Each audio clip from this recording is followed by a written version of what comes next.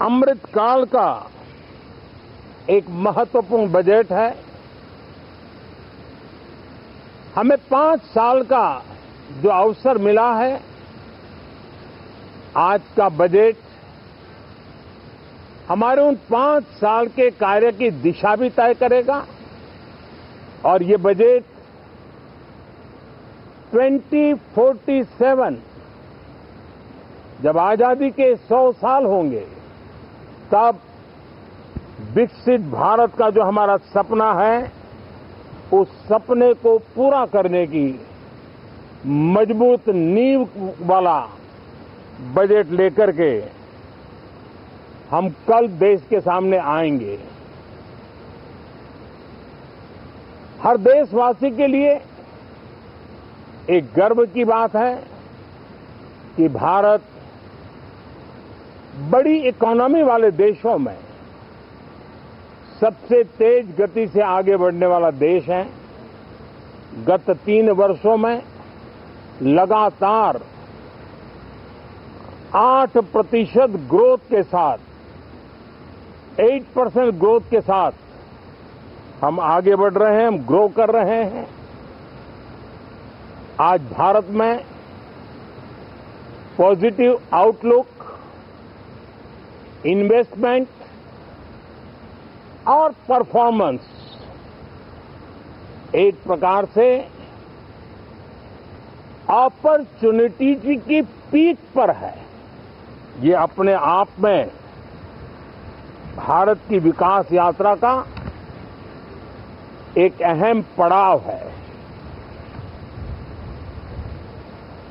साथियों, मैं देश के सभी सांसदों से, किसी भी दल के क्यों न हो, मैं आज आग्रहपूर्वक कहना चाहता हूं कि हम गत जनवरी से लेकर के हम लोगों के पास जितना सामर्थ्य था, उस सामर्थ्य को लेकर के जितनी लड़ाई लड़नी थी लड़ ली।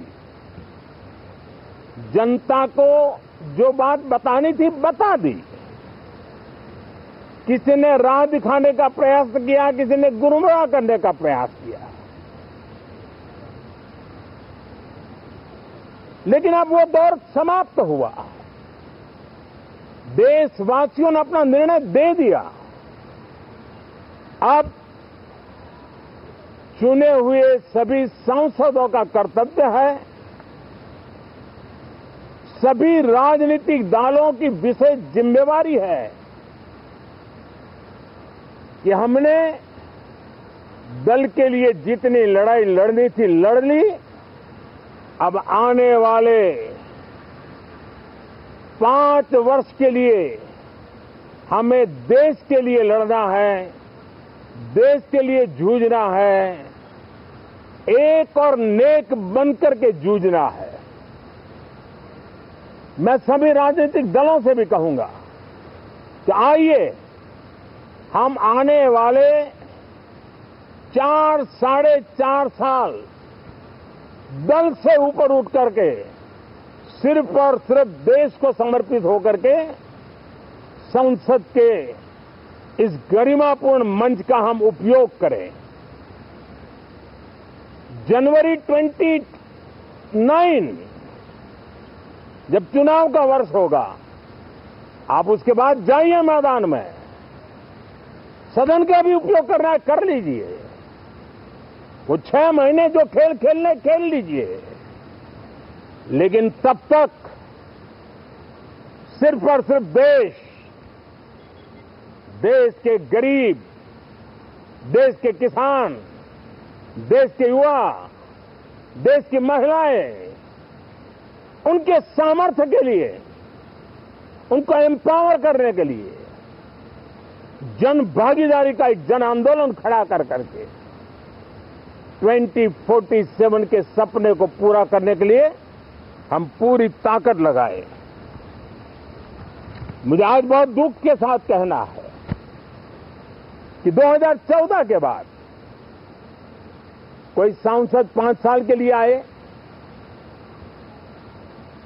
कुछ सांसदों को 10 साल के लिए मौका मिला, लेकिन बहुत से सांसद ऐसे थे जिनको अपने क्षेत्र की बात करने का अवसर नहीं मिला।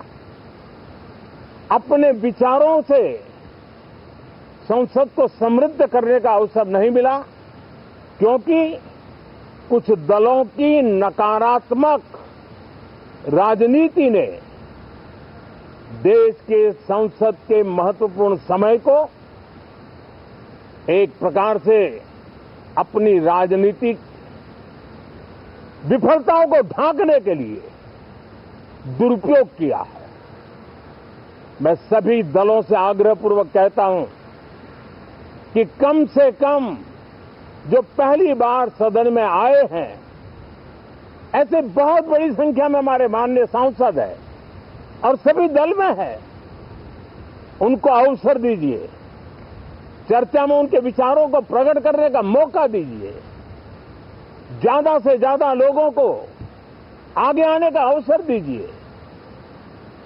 और आपने देखा होगा कि पार्लियामेंट के नए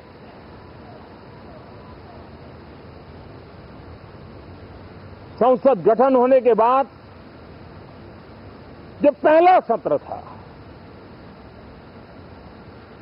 140 करोड़ देशवासियों ने बहुमत के साथ जिस सरकार को सेवा करने का हुक्म किया है देशवासियों ने, उसकी आवाज को कुचलने का और लोकतांत्रिक प्रयास हुआ।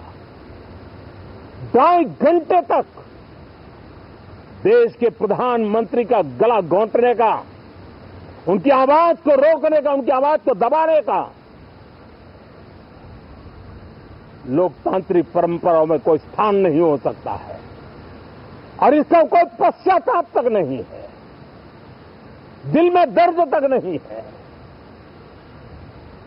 मैं आज आग्रहपूर्वक कहना चाहता हूं, देशवासियों ने हमें यहां देश के लिए भेजा है, दल के लिए नहीं भेजा है। ये सदन दल के लिए नहीं, ये सदन देश के लिए है। ये सदन सांसदों तक की सीमा तक नहीं है, 140 करोड़ देशवासियों की एक विराट सीमा करके ये लिए है। मैं विश्वास करता हूं कि हमारे सभी माननीय सांसद पूरी तैयारी के साथ चर्चा को समृद्ध करेंगे।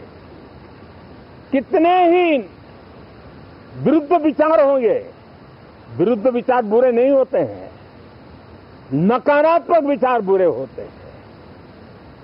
जहां सोचने की सीमाएं समाप्त हो जाती है, देश को नकारात्मकता की जरूरत नहीं है। देश को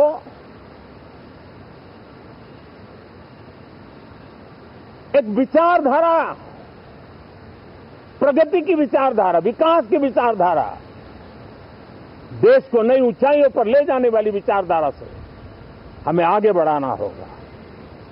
मैं पूरा ही आशा करता हूं कि हम लोकतंत्र के इस मंदिर का भारत के सामान्य मानवीय की आशा आकांक्षाओं को पूर्ण करने के लिए सकारात्मक रूप से उपयोग करेंगे। बहुत बहुत धन्यवाद साथियों।